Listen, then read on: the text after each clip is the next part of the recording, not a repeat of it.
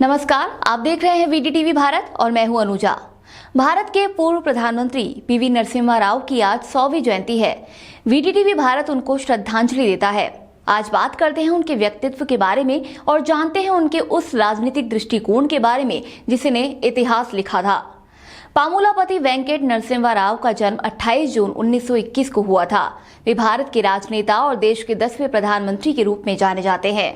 Licence राज की समाप्ति और भारतीय अर्थनीति में खुलेपन उनके प्रधानमंत्रित्व काल में ही आरंभ हुआ था। ये आंध्र प्रदेश के मुख्यमंत्री भी रहे। 21 मई 1991 को राजीव गांधी की हत्या हो गई थी। 1991 के आम चुनाव 2 चरणों में हुए थे। प्रथम चरण के चुनाव राजीव गांधी की हत्या से पूर्व हुए थे और द्वितीय चरण के चुनाव उनकी हत्या के बाद में। प्रथम चरण की तुलना में द्वितीय चरण के चुनावों में कांग्रेस का प्रदर्शन बेहतर रहा। सहानुभूति की लहर के कारण कांग्रेस को लाभ प्राप्त हुआ था। इस चुनाव में कांग्रेस को स्पष्ट बहुमत नहीं प्राप्त हुआ, लेकिन वो सबसे बड़े दल के रूप में उभरी। नरसिम्हा राव को कांग्रेस संसदीय दल का नेतृत्व प्रदान किया गया। ऐसे में उन्होंने सरकार बनाने का दावा पेश किया। सरकार अल्पमत में थी, लेकिन कांग्रेस ने बहुमत साबित करने के लायक सांसद जुटा लिए और कांग्रेस सरकार ने 5 वर्ष का अपना कार्यकाल सफलतापूर्वक पूर्ण किया। पीवी नरसिम्हा राव ने देश की कमान काफी मुश्किल समय में संभाली थी। उस वक्त भारत का विदेशी मुद्रा भंडार चिंताजनक स्तर तक कम हो गया था और देश का सोना तक गिरवी रखना पड़ा था। उन्होंने रिजर्व बैंक के अनुभवी गवर्नर डॉक्टर मनमोहन सिंह को वित्त मंत्री बनाकर देश को आर्थिक भंवर से बाहर निकाला था। 20 जून 1991 की शाम कैबिनेट सचिव नरेश चंद्रा नवनियुक्त प्रधानमंत्री नरसिम्हा राव से मिले और उन्हें 8 पेज का एक टॉप सीक्रेट नोट दिया। इस नोट में बताया गया था कि किन कामों को प्रधानमंत्री को तुरंत तवज्जो देनी चाहिए। तब राव ने वो नोट पढ़ा तो उनके पैरों तले जमीन निकल गई। भारत की आर्थिक हालत इतनी खराब है, ये उनको अब जाकर पता लग रहा था। जनवरी 1991 में भारत के पास मात्र 89 करोड़ डॉलर की विदेशी मुद्रा रह गई थी। आसान शब्दों में कहा जाए तो भारत के पास 2 सप्ताह के आयात के लिए ही विदेशी मुद्रा बची थी। इसका मुख्य कारण था 1990 के खाड़ी युद्ध के कारण तेल की कीमतों में तिगुनी वृद्धि। उसकी दूसरी वजह थी कुवैत पर इराक के हमले की वजह से भारत को अपने हजारों मजदूरों को वापस भारत लाना पड़ा था। नतीजा ये हुआ था कि उनके द्वारा भेजी जाने वाली विदेशी मुद्रा पूरी तरह से रुक गई थी। ऊपर से भारत की राजनीतिक अस्थिरता और मंडल आयोग की सिफारिशों के खिलाफ उभरा जन आक्रोश अर्थव्यवस्था को डुबाने में कोई कसर नहीं छोड़ रहा था।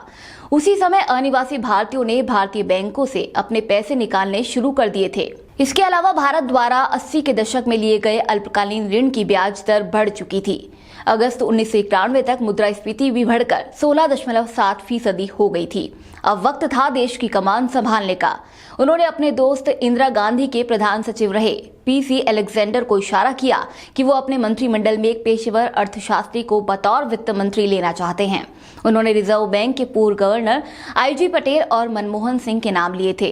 अलेक्जेंडर मनमोहन सिंह के पक्ष में थे, इसीलिए उन्हें ही मनमोहन सिंह को मनाने की जिम्मेदारी दी गई थी। शपथ लेने से पहले नरसिम्हा राव ने मनमोहन सिंह से कहा था कि वे खुद आपको काम करने की पूरी आजादी देंगे। अगर हमारी नीतियां सफल होती है तो हम सब उसका श्रेय लेंगे, लेकिन अगर हम असफल होते हैं तो मनमोहन सिंह को जाना पड़ेगा। नरसिम्हा राव के सामने पहली चुनौती आई रुपए की अवमूल्यन की। नरसिम्हा राव का संबंध उस पीढ़ी से था जो कि यकीन रखती थी 1966 में इंदिरा गांधी द्वारा किया गया रुपए का अवमूल्यन भारत के लिए मुसीबतों का पहाड़ लेकर आया था। 1 जुलाई 1991 को रुपए का पहला अवमूल्यन किया गया। 48 घंटे बाद रुपए को दोबारा अवमूल्यन किया गया। 3 जुलाई की सुबह नरसिम्हा राव ने मनमोहन सिंह को फोन मिलाकर कहा कि वो दूसरा अवमूल्यन रोक दें। नरसिम्हा राव के प्रधानमंत्री बनने के 2 सप्ताह बाद दक्षिण मुंबई में रिजर्व बैंक के कोष्ठ से बंद गाड़ियों का एक काफिला रवाना हुआ। उनके चारों ओर इतना बड़ा सुरक्षा बंदोबस्त किया गया था जैसे कोई शासनाध्यक्ष इस काफिले में जा रहा हो। इन गाड़ियों में 21 टन सोना लदा हुआ था। ये काफिला 35 किलोमीटर दूर सहारा हवाई अड्डे पर जाकर रुका, जहां इसे ले जाने के लिए हैवी लिफ्ट कार्गो एयरलाइंस का विमान खड़ा हुआ था। इस सोने को लंदन पहुंचाकर बैंक ऑफ इंग्लैंड के कोष्ठ में रख दिया गया। इसके बदले में नरसिम्हा राव सरकार को जो डॉलर मिले उसकी वजह से भारत को उसके द्वारा दिए गए ऋण के भुगतान में देरी की अनुमति मिल गई। 24 जुलाई 1991 को दिल्ली में बजट पेश होना था। इस दिन उद्योग राज्य मंत्री पीजे कुरियन ने कुछ नीतियां रखी, जिनमें सबसे महत्वपूर्ण थी सभी उद्योगों में लाइसेंसिंग का नियम समाप्त किया जाता है। दूसरा बदलाव था बड़ी कंपनियों के प्रति एकाधिकार विरोधी प्रतिबंधों को आसान बनाना। तीसरा क्रांतिकारी परिवर्तन था 34 उद्योगों में विदेशी निवेश की सीमा को 40% बढ़ाकर 51% करना।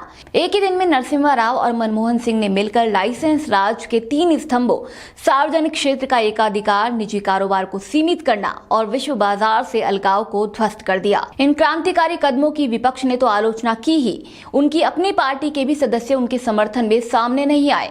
कांग्रेस संसदीय दल में सिर्फ मणिशंकर अय्यर और नाथुराम मिर्धा ने खुलकर नरसिम्हा राव का समर्थन किया। नरसिम्हा राव ने कम्युनिस्टों को आश्वासन दिया कि उनकी आर्थिक नीतियों की वजह से एक भी मजदूर की नौकरी नहीं ली जाएगी। दूसरी ओर उद्योगपतियों के डर को दूर करने के लिए नरसिम्हा राव ने सभी बड़े उद्योगपतियों को मिलने का समय दिया। वो बजट पेश होने के 2 दिन बाद 26 जुलाई को धीरूभाई अंबानी से मिले। 16 अगस्त को उन्होंने फिर उनसे मुलाकात की। उन्होंने जाने माने उद्योगपति JRD टाटा को भारत का सर्वोच्च नागरिक सम्मान भारत रत्न भी दिलवाया। ये पहला मौका था जब किसी उद्योगपति को ये सम्मान दिया गया था। 1992 का मध्य आते आते भारत का विदेशी मुद्रा भंडार बढ़कर सामान्य हो चला था। उन्हें 1991 के आर्थिक उदारीकरण का पुरोधा माना गया, लेकिन बाबरी मस्जिद विध्वंस में उनकी भूमिका पर सवाल भी उठाए गए। जब PV नरसिम्हा राव 1991 में भारत के प्रधानमंत्री बने तो उनके पास पूर्ण बहुमत नहीं था। इसके बावजूद वो गांधी नेहरू परिवार के बाहर पहले ऐसे प्रधानमंत्री बने जिन्होंने अपना 5 साल का कार्यकाल पूरा किया। 1988 में जब राजीव गांधी चीन गए तो विदेश मंत्री के रूप में नरसिम्हा राव उनके साथ थे। उनकी मृत्यु 23 दिसंबर 2004 को हुई थी। आज हमने आपको बताया PV नरसिम्हा राव के बारे में। आप जुड़े रहिए VDTV भारत के साथ। नमस्कार।